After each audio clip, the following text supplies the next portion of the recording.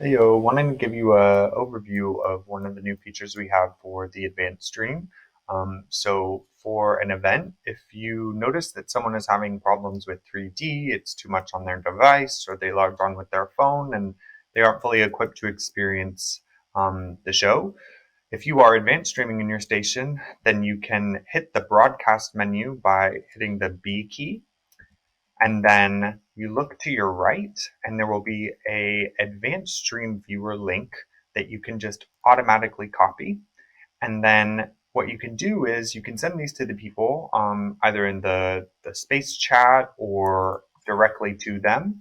And what it's going to do is it's going to redirect them to a different window where they can actually watch just watch the live stream.